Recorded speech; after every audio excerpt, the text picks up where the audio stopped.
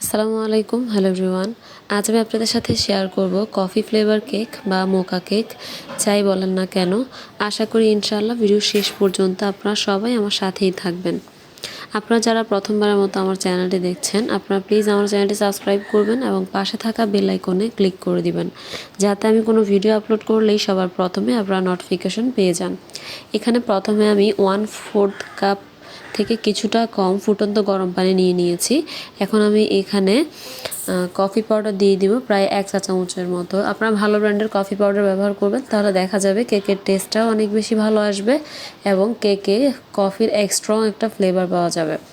তো আমি এটাকে মিশিয়ে একটা সাইডে রেখে দিচ্ছি। এটা আমার পরে ক্রিমে এবং কেকে ব্যবহার করব। তো এখানে প্রথমে আমি 1 চা চামচ থেকে কিছুটা বেশি বেকিং পাউডার নিয়ে নিয়েছি। এরপর 1/4 কাপ থেকে কিছুটা কম কোকো পাউডার এবং এখানে 2 টেবিল চামচের মতো কর্নফ্লাওয়ার দিয়ে নিয়েছি। এরপর আমি এখানে 1 কাপের মতো ময়দা, এখান থেকে আমি প্রায় নতুন একটি ভাষা এখান থেকে প্রায় আমি 1/4 কাপ ময়দা সরিয়ে নিয়ে তারপর এগুলোকে আমি চেলে দিচ্ছি। এখানে আমি 1 চিমটি বেকিং সোডা ব্যবহার করেছি এবং খুব সামান্য লবণ ব্যবহার করেছি। এবার সবগুলো শুকনো উপকরণ আমি চালের সাহায্যে চেলে দিব।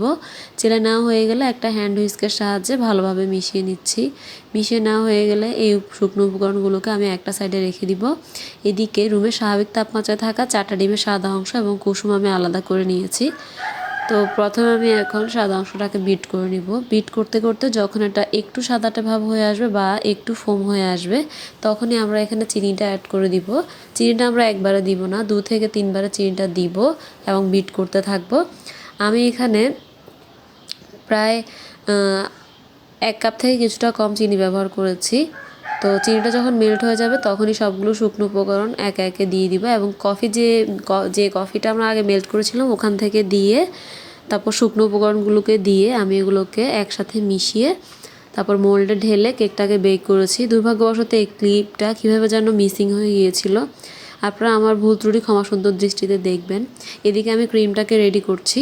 ক্রিমটাতে আমি কিছুটা কফি পাউডার এবং আগে থেকে সুগার সিরাপ তৈরি করে নেওয়া যে ছিল ওখান থেকে কিছুটা সুগার সিরাপ দিয়ে দিয়েছি। এভাবে আমি ক্রিমটাকে রেডি করে নিয়েছি। এদিকে আমার কেকটাও বেক হয়ে গিয়েছে, আপনারা নিশ্চয়ই দেখতে পাচ্ছেন। আমি একটা ট্রেতে আমার কেকটাকে বেক করে নিয়েছি। কেকটাকে 3টা লেয়ারে ভাগ করে নিলাম।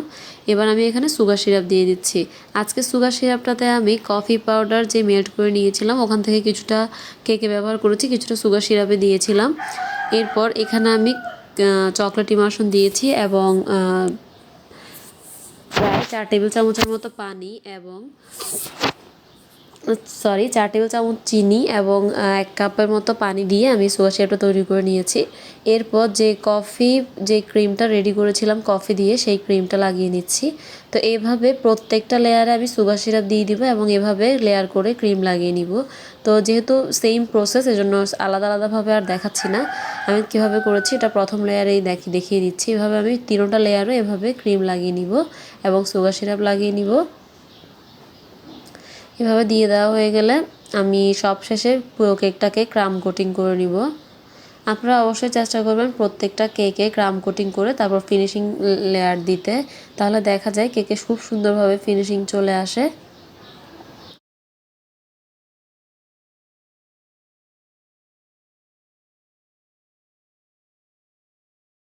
তো আমি এখানে 3টা লেয়ার দিয়ে দিয়েছি এবং এখন আমি প্রথমে কেকটাকে ক্রাম কোটিং করে নিচ্ছি। এরপর উপরিভাগে আমি আরও একটা লেয়ার দিব ক্রিমের।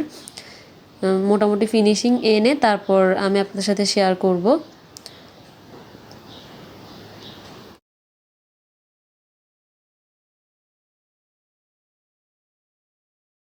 উপরের সাইডে আমি মোটামুটিভাবে একটা ফিনিশিং দিয়ে নিয়েছি আর এদিকে আমি কিছুটা চকলেট মেল্ট করে নিয়েছি এবং এখানে 1 চা চামচের মতো কফিও দিয়েছি আমি। তো এগুলো আমি মেল্ট করে নেওয়া হয়ে গেলে এটাকে আমি উপর থেকে দিয়ে দিচ্ছি এবং খুব দ্রুত একটা প্যালেট নাইফের সাহায্যে আমি এটাকে ছড়িয়ে দিব চারো সাইডে।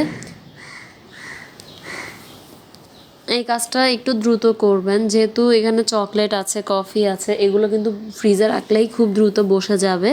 এজন্য একটু ফাস্ট কাজ করলে দেখা যায় খুব সুন্দরভাবে এগুলো সব দিকে ছড়িয়ে যাবে। তো এভাবে আমি একটা প্যালেট নাইফের সাহায্যে চকলেট বা কফি মেল্ট যাই বলেন না কেন, এটাকে আমি চারিদিকে ছড়িয়ে দিচ্ছি। তো এভাবে সমানভাবে চারিদিকে ছড়িয়ে দেওয়া হয়ে গেলে এরপর আমরা এটাকে ব্রেড নাইফের সাহায্যে আপনার পছন্দ অনুযায়ী কেটে নেবেন। এরপর এটাকে আমি ডিজাইন করে নিব।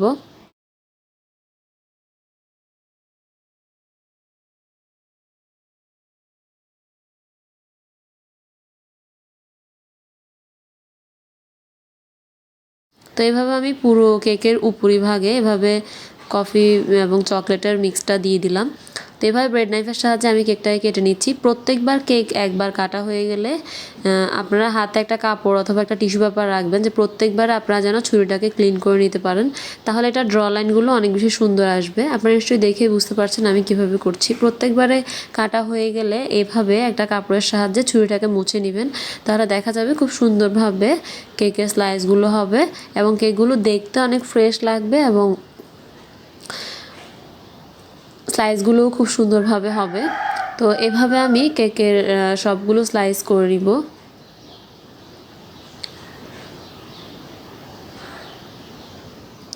তো আমি আমার পছন্দ অনুযায়ী কেকগুলোকে এভাবে ছোট ছোট কাট করে নিয়েছি। আমার 4টা ডিম দিয়ে মোট 30টা পেস্ট্রি হয়েছে। তো এভাবে আমি একটা নজলের সাহায্যে, আপনারা যে কোনো এক্সট্রা নজল দিয়েও এই ডিজাইনটা করে নিতে পারেন। তো এভাবে আমি করে নিচ্ছি উপর থেকে এভাবে দিয়ে। তো আপনারাও এভাবে করে নিতে পারেন অথবা আপনাদের পছন্দ অনুযায়ী করে নিতে পারবেন। এরপর উপর থেকে সুন্দর লাগার জন্য আমি কিছু সুগার বল দিয়ে পুরো কেকটাকে ডেকোরেশন করে নিব। প্রথমে ফ্লাওয়ারগুলোর উপরে একটা একটা করে দিয়েছিলাম। এরপর কেকের নিচের সাইডেও ছোট বড় স্প্রিঙ্কেল দিয়ে আমি এভাবে সাজিয়ে দিয়েছি। আশা করি ইনশাল্লাহ আজকের ভিডিওটি আপনাদের সবার কাছে অনেক বেশি ভালো লেগেছে। আপনারা যদি কোনো কিছু বুঝতে অসুবিধা হয় আপনারা প্লিজ দয়া করে আমার প্রিভিয়াস ভিডিওগুলো ট্রাই করবেন, তাহলে ওখানে দেখতে পারবেন আমি কিভাবে শুকনো উপকরণগুলো ডিমের ফোমের সাথে মিশাই। যেহেতু এই ভিডিওতে কিছু কিছু জিনিস মিসিং ছিল, সেজন্য আপনারা সবাই আমাকে ক্ষমা সুন্দর দৃষ্টিতে দেখবেন। সবাই ভালো থাকবেন, সুস্থ থাকবেন। দেখা হবে অন্য কোনো ভিডিওতে অন্য কোনো দিন। আপনারা সবাই আমার পরিবারের জন্য দোয়া করবেন। ভালো থাকবেন, সুস্থ থাকবেন। আজ এ পর্যন্তই। আল্লাহ হাফেজ।